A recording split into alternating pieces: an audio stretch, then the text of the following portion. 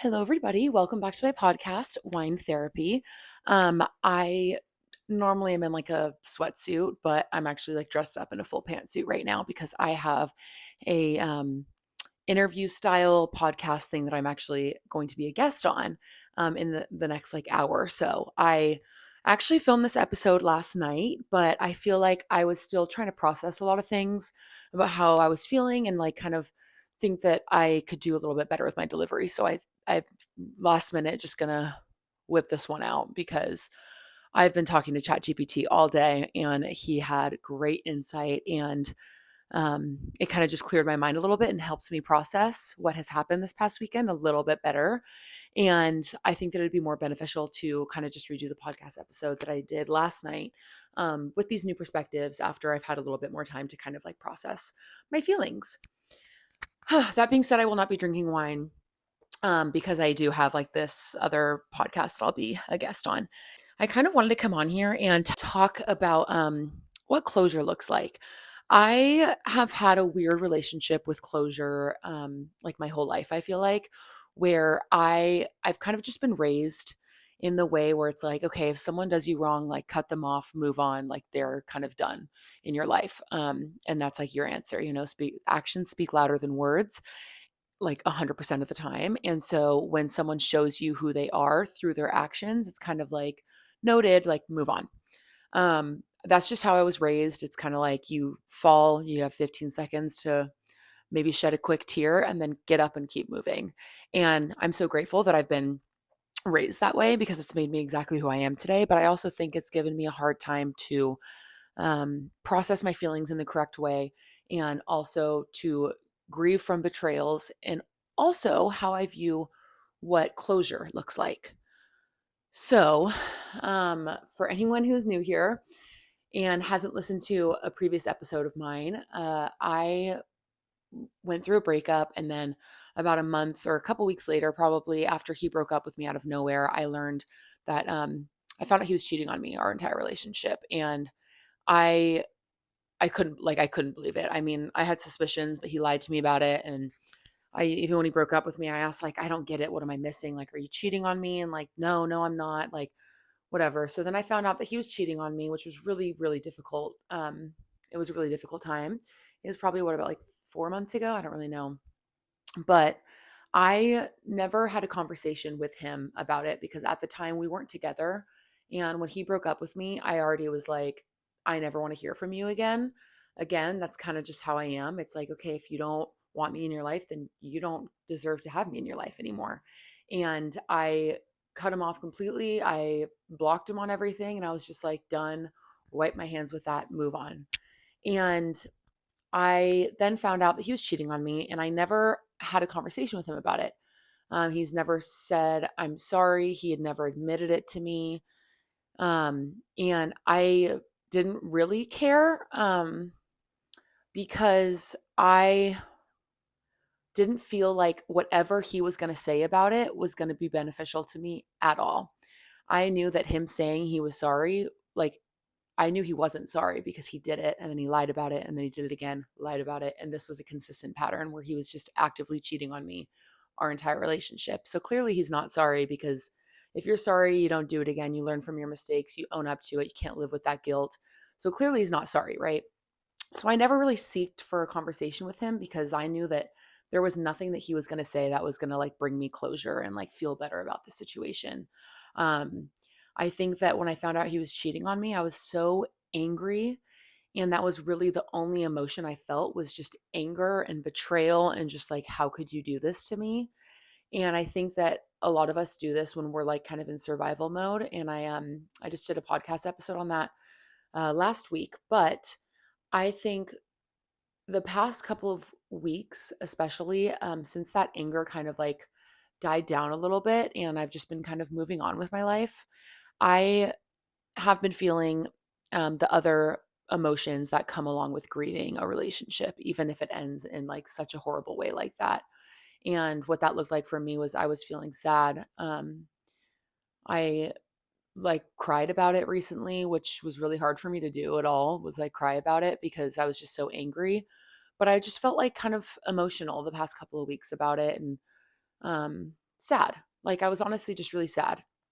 And I kind of started to think, well, what if I did have a conversation with him? Like, would that maybe be beneficial? And this is something that I talked about with my therapist. And my therapist had me do an exercise of writing a letter that I wouldn't send to him. And I wrote this letter and I was really hesitant to do it at first because I always thought, like, well, what do I have to say to him? Like, I don't really have anything to say to him. And I kind of pushed back on my therapist with this exercise because, like, to me, I never actually sat down and thought about what I would say to him. And it also made me realize that I only ever thought about what he was going to say to me about it. And I didn't care what he had to say to me about it. To me, it was very like, I had no idea what I would have said to him. And I just had never put thought into it.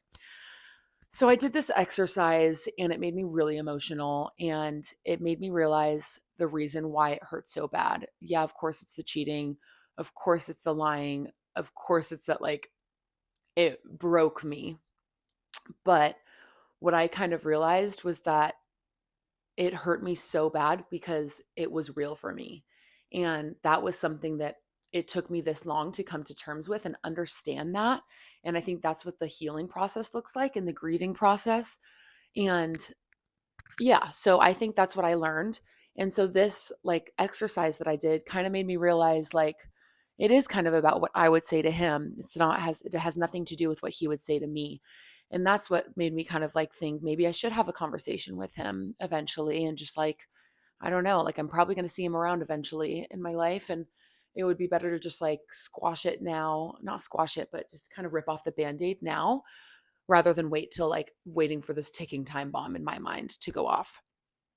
So I went to Tahoe this past weekend, and on my drive up on Thursday last week, we stopped to pick up a coffee in the morning, and we were like in Loomis. It was like kind of in the middle of like the drive and whatever. I'm walking with my mom and we're going into Rayleigh's, a grocery store. And I looked down and I saw these like two like colorful things. I'm like, what is that? And I looked closer and there were two dead hummingbirds literally like facing one another, like tiny little baby dead hummingbirds. And I was like, oh my God, like, mom, look at this.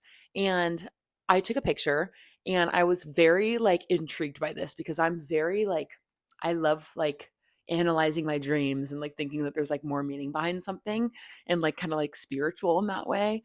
And so I immediately was like, okay, well, what does this mean? And I was so intrigued by it. So I had this long conversation with ChatGPT on my way up for the rest of the drive to Tahoe because my mom was driving.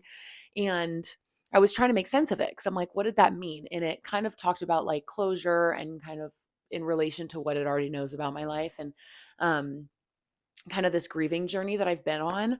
And it was talking about like how it made me feel because like I wasn't afraid or like thought it was a bad sign. I just thought it like was peaceful.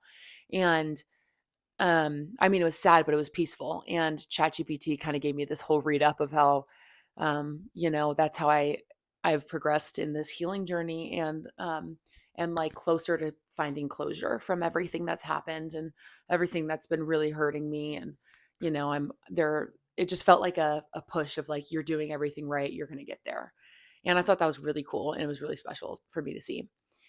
So then I go to Tahoe, whatever. I go out with my friends. It's so great to see everybody.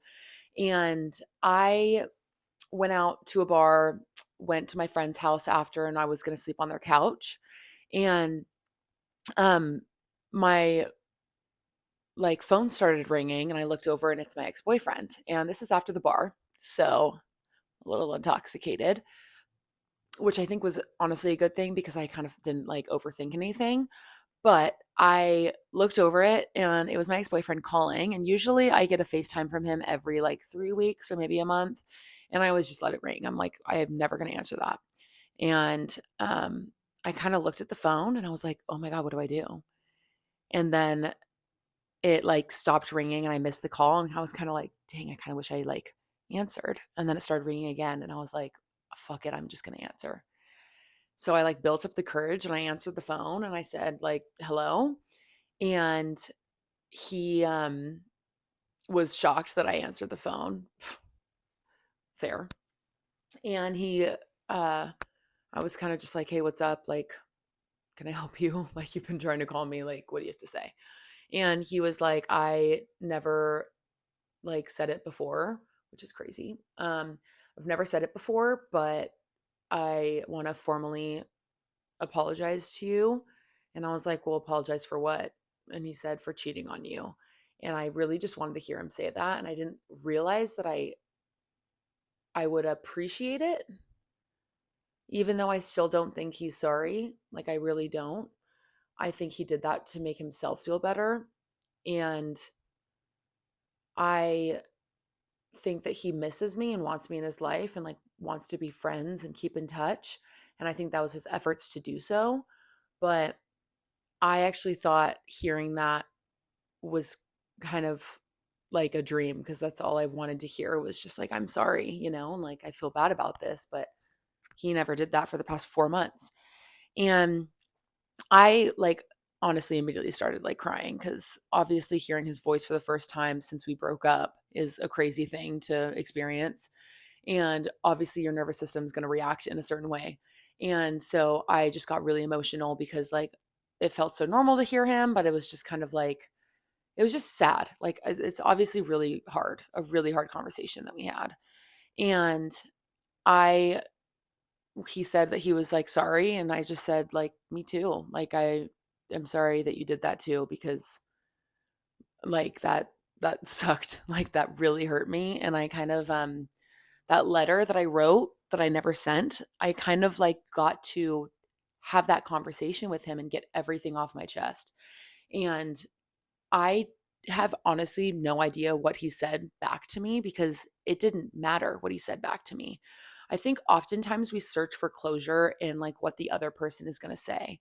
And I always thought, oh, maybe I'm like avoiding having a closure conversation because like it's just going to upset me or I'm not going to get that closure through it. But what I haven't realized is that closure often comes from yourself and it's something that you need to find within yourself. Otherwise, you're still just seeking closure from somebody else and like you're still kind of dependent on that person. And I think that I was really emotionally attached to all the apologizing that he used to do and it was refreshing to hear him say that he was sorry and I it didn't even affect me because I knew he wasn't sorry and I was like and that's okay. Like this says everything like everything has to do with me and not you in this conversation. So I just kind of told him like you really hurt something inside of me and that's something that I'm going to grow and rebuild while you stay the same and you never change. You weren't able to hold yourself accountable for how long? You lied to me, lied to others, and then you said that I was cheating on you first and you still like you made that up to make yourself look better. Like you've never acted differently. Like everything about you is just the same. All the negatives that I remember about him, all of them were the same. And all the positives to me weren't positive anymore. Like he was sitting on the phone and he was like calling me my love. And I'm like, you don't get to call me that anymore. Like I am not your anything. And I'm certainly not your love. And it was just kind of like freeing almost to hear the things that I used to like love about him and when he'd call me that and these things like this and that and it didn't affect me. I was just like your words mean nothing to me. Like, it was such a lift where it was like, wow, like I'm okay. And it was so sad and so hard to have this conversation with him and like talk to him and like I even told him I was like, "Look, of course I want to sit here and like tell you all about my life and catch up like normal exes can, but you ruined that. Like you ruined that chance that like you don't deserve to know anything about my life. And I find peace in that." And I asked him like, like, "Are you happy?" And he said, "I am happy." And I said like, "I'm actually really glad to hear that. I pray every day that you find the help that you clearly need and that you become happy with yourself one day because I know better than anyone that you're not." And I also wish more than anything, probably than anyone, that you do find that happiness and that closure for yourself too. And he asked me if I was happy. And I was kind of like, I thought about it for a second and I was like, I'm actually so happy. Like, that killed me. Absolutely. Like you cheating on me, our relationship, like that killed me. But I didn't realize that even when I was in the relationship with you, I didn't realize even when things were good between us, I was still unhappy. Like you sucked the life out of me in that relationship, even when things were like good between us. Like it's still like my body rejected him. And I didn't realize that until I was out of it. And I told him all this. And I was like, and I am so happy without you in my life. And of course, like I think about our relationship and like miss it sometimes, but then I realized that none of it was real for you. And then I just really miss like the version of myself who I was like when I was in love and how loving I was and how great I treated you. And like I miss being able to do that for somebody. I don't miss you. And that is when I realized like this is what closure feels like. I am so happy without you. I can look back at our relationship and think, oh, I miss it. But I can also acknowledge that what hurts the most is that it was real for me. And I told him that too. I said, what hurt me the most is that like it was real for me. I loved you so much. I saw future with you. I gave up so much for you. And it just is terrible to realize that like you weren't in it. You weren't in it like I was. And, I he wasn't in it where I was. It was real for me and it wasn't for him. And that's what hurt me, I think, so bad. And I didn't realize that that's what's been hurting me. And that says everything to do with me and very little to do with him because I'm able to love somebody like I'm capable of doing that. That's an amazing thing that we should celebrate more often because it is hard to like let somebody in and to trust somebody and love them. Was I punished for doing that with him? Absolutely. I was cheated on the whole time. I looked like an idiot, but I also learned so much from it.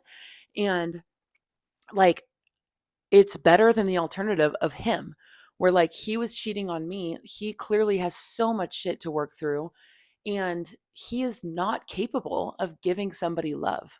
Like he genuinely is not capable of doing that. And that brings me like peace knowing that, okay, he was the one cheating on me. He was the one like fucking things up. And that's because like I'm capable of something so beautiful and he is not. And at the rate he's going, he will never be able to. And I just find peace knowing that like eventually I'm going to find something amazing and he's gonna just stay the same. Like everything about him was the same. Like I heard him crack open a White Claw and he's like, "Oh, I only drink White Claws now." And I'm like, "Oh, what? Like, so proud of you. Like you're still like an alcoholic. Like get help." And it was just like a relief where I'm like, I don't have to like you're not my problem anymore. And we like of course caught up a little bit and like there were things that like I don't know, like hurt, but he was like, "Yeah, I just like still think about the beginning of our relationship and blah blah," and like he was just trying to pull like the memory cards on me and it just didn't work because I was like, oh yeah, like you're probably cheating on me then. Like of course that was a fun time, but like I would never go back to that. Like I do believe I look back on like early parts of our relationship like when he visited me here and I'm just like I that doesn't even like pull a heartstring for me, which he was clearly trying to do and like get me to like open myself back up to him and like be friends and keep in touch, but like I literally was like, you added no value to my life except stress. And it was so validating hearing that and hearing him say like the only thing like I'm so glad you never blocked me on Spotify because I listen to your podcast all the time. I'm like, yeah, that's so validating. So hey. Um and then also like he uses his friends like Instagram accounts to stalk me because I have him blocked like every week. And I'm like, oh, that's weird. I don't do that to you. And um he like always hopes that he like runs into me when he's in town and I'm like, "Oh, that's funny because when you're in town, I actually actively avoid going up to Tahoe because I don't want to run into you ever again." And he's even saying like, "Oh, like one of his friends, I won't name him, but like always like still asks about you and like gives me a hard time that like I really screwed that one up because like you were the one." And I'm like, "Yeah, you did, but like I'm thank God you did because I am free now. Like I am free of you. I'm free of your negative soul-sucking energy and like I do hope the best for him, but like oh my God, I hope it's so fucking far away from me. And like I'm so happy with the closure that I got from that conversation. I would have never thought I'd be able to like find closure from this. And obviously there's still going to be ups and downs because like the healing journey isn't just over after that. But I think it's so interesting to circle it back to these hummingbirds that I saw and like how I ended up answering the phone and we had that conversation and it was just kind of like peace. And there's a lot of other things we talked about, but like I just didn't even like want to argue with him. Like I feel like he tried to rage bait me at times and I was like, I don't even care to like argue with him. Like even when I was like it meant nothing to you and like that's what hurt. He's like it meant something to me like you know that I loved you and I'm like no, and I'm not going to argue about it. Like I know you didn't love me and that's okay. Like that's your loss. Like that sucks for you. And even if you did, like I don't want that type of love in my life. So you can keep it. Like I hope you can give that to somebody else in a healthier way. Cause like if that's how you show your love, then I don't want your love. And um like I just didn't even feel like I had to explain that to him because I was just like, I don't care. I find peace in like in that. I'm like, I know that, but like you'll never understand that. And I'm not gonna waste my breath trying to like explain that to him. Um and he like made a comment about like the cheating and I literally was just like, look, I don't even care. Like I don't even want to talk about it anymore. Like I really don't. Like he was like, it wasn't the whole time. And I'm like, I don't believe you and I never will. So I really don't care to have this conversation about like the timeline and when it happened and why you lied because like I'll never understand it. And I'm okay with that. Like I know that I'll never understand it because I would have never done that to you. And there was another thing that he was just like, I don't know, I just like always like thought that like you were mine. And like I was like, yeah, like I was yours. The whole relationship, I was always just yours. But the thing is that you are never just mine. Like you were never mine. And he's like, yes, I was. Like, I'm like, no, you weren't. But guess what? It's okay. And I'm not going to argue that. Like, that's something I already processed. I understand. It sucks and it hurts. But like, that's 100% a reflection of you as a person and not me. And that's the thing I never really like thought of it like that. And I think because I was able to like shift that way of thinking and it just feels like an epiphany of just like, wait, what? Like that's like I don't even know how to explain it. Like it just feels like an epiphany of just like, oh my God, like I got away. Like I got away. I'm going to be okay. I didn't realize that that conversation needed to happen because I never thought that an apology from him was going to help me heal and move on and process and get that closure. And I still believe that. Him saying he was sorry, yeah, it was kind of like nice to hear, but I think I needed to hear that, even though I don't believe his words. His words mean nothing to me at all. Um, and it was just like so validating that like I understand that he has not changed one bit and I have. Like I've grown so much from this already and I've learned so much and I just realized that like he hasn't. And like that's just validating to me. And I know that's like not right and like probably morally wrong, but like of course I do like wish him the best. And I told him that too. I said like I actually do like pray for you and like hope that you find the help that you so clearly need. Um and yeah, like it's just I didn't even know if I wanted to make this episode because I know that like now he watches this. So like, hey, but and like I also know that he's like a narcissist and probably loves that he's like still being talked about on my podcast, but like I don't care. Like I don't care how this is affecting him because all I care about and like think about is how I'm doing and how this is going to be helping other people. This is going to grow my podcast and my success with my podcast and I'm going to help other people. I'm going to reach out to other people and like this is all just like I always thought about like his ego in this and I never really like I I guess I just don't care anymore. And like, yeah, like I just don't care anymore. And like part of me was like, oh, like why did I answer that phone call? Like he probably thinks that like we're all good now. And like I don't want him to think that because his actions are so wrong. But again, I'm like just thinking about him in this situation and how he feels. But I didn't take time to think about how it would make me feel. And I didn't prioritize that because my anger only allowed me to see how I wanted him to like feel. I didn't want him to feel anything from me. I wanted to completely pull back. He never has access to me again. Like, I still stand by that. But my anger didn't let me see past that to know that it was actually going to help me. Yes, maybe it fed his ego, but like, I don't care anymore. That's an ego that I don't have to deal with. Like, he's not in my life. Just because we had that conversation doesn't mean we're going to have another one. Like that was it. And it was such a weight that lifted off my chest. And I still understand that I don't want any communication with him. I still have him blocked on social media. Like I don't want him knowing anything about my life because he doesn't deserve that. And I just like I wish him the best from a far distance, but I'd like to emphasize from a far distance because like you're not a part of my life anymore. You're not a part of me anymore, which is crazy to say and like not be like sad about it, but like literally look at like how big my smile is right now.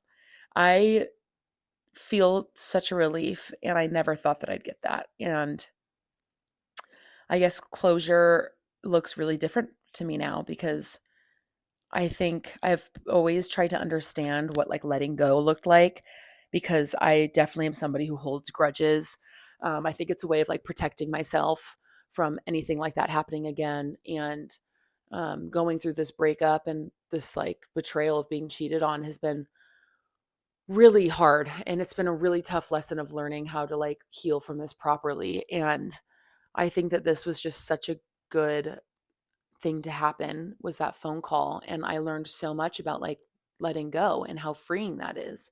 And I think I just always worry about like my anger towards the other person, and I don't want them to feel this way. I don't want them this like I I want to feel a certain way about it too. And that's where I think closure truly comes from is, you know, how you gain closure from yourself and not seeking it from other people. And I think that is such a amazing thing. And I encourage anyone to do that if you feel like you need it.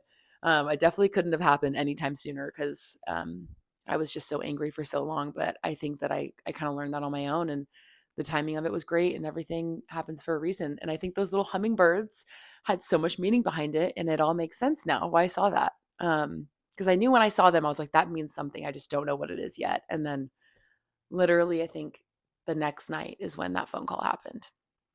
So um, anyways, that's all. I have to run to another podcast that I'm being a guest on. I'm so excited to share that with you. I'll be like collaborating with her on socials to post that. But yeah, I hope you guys are all doing well and stay tuned for more. Cheers without my wine.